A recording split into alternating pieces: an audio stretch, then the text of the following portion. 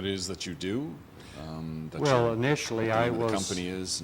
I was a university professor for 47 and a half years at Oklahoma State, Colorado State, and then Mackey School of Mines most recently. And I'm retired from the university now, but I've been an active consultant for over 50 years, working in the western U.S., Alaska, Mexico, South America. In exploration issues? In exploration and, in some cases, mine-related issues. Okay. And you're here at the conference? You're going to be giving a talk? Yes, I'll do a presentation on the Carlin-type gold deposits of the Great Basin in Nevada. Okay, can you tell us a little bit about that? What are the highlights of the talk? The highlights, it's one of the major, Nevada ranks in the top third to fifth in terms of total gold production every year. And our production on the Carlin Trend alone, which is what I'll be talking on, is more than 80 million ounces of gold. Wow, okay. In terms of Mexico, what are you doing here? Are you, do you consult for companies? Are there new discoveries that are going on? I consult primarily right now for Goldcorp at Peñasquito, Camino Rojo, Los Vilos. They're operating mines, and when El Salsal was in production, I was over there helping with core logging and development and additional exploration on the mine site.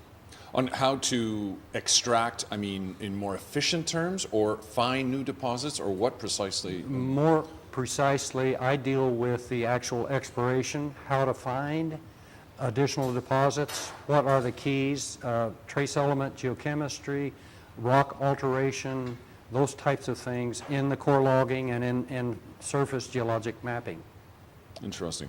Tommy, what has been your experience in terms of the political and the social situation here, for example? Do you basically come in, you do your stint for a few weeks or a few months or something for a Goldcorp or what have you, and then you're out? But what is your opinion on what is going on here? Is Mexico on a good track in terms of, you know, mining policy, governmental? Certainly, I think Mexico has one of the better environments in terms of exploration. I'm not real, let's say, happy with some of the issues in terms of safety. I usually meet the company in Tucson, and we fly to first here to Hermosillo to go through immigration and then directly to the mine site rather than me driving in. I don't do that anymore. I used to, but I'm a little concerned about, you know, what has taken place with travelers. What are your opinions and your approach towards the brain drain that we're hearing about in the mining industry? You know, with so many miners, geologists, engineers who are older and who are going to leave the market eventually, and how do we attract the youth? Does that involve implementing programs, new incentives, you know, to show that mining is a productive and great way to make a living?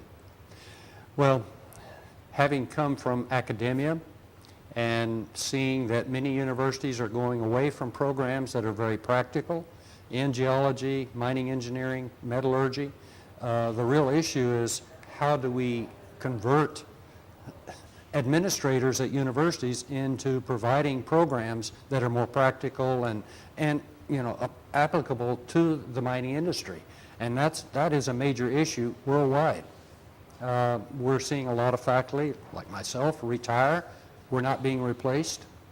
And those of us who have, you know, 50 plus years of experience, that goes down the drain. And universities really are looking more at how many students can we place in a particular industry?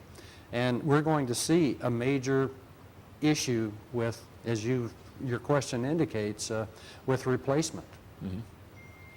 Yeah, well, with that, then there's always got to be some sort of incentives or some sort of an encouraging plan, no, to draw young people, students, because ultimately mining isn't going to go anywhere. I mean, it may be in a slump, but it's going to continue. We still need the rare earth metals and the minerals and the golds and the silvers, et cetera, to continue producing. In fact, population is going up, not down. Right. Part of, I think, the solution to this is the mining industry needs to be more involved with universities and programs that provide incentives. I was the director for the Ralph J. Roberts Center for Research in Economic Geology, totally funded by the mining industry.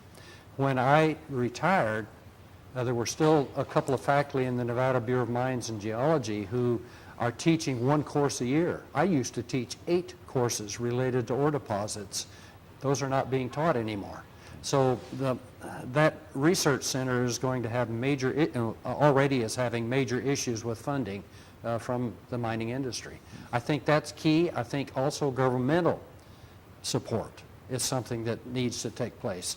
In Canada, if you get money from a mining company, the government matches it. That doesn't happen in the U.S. Now, I'm not familiar with what happens here in Mexico, but I suspect there isn't government support for training of students either. Okay, thank you. Okay.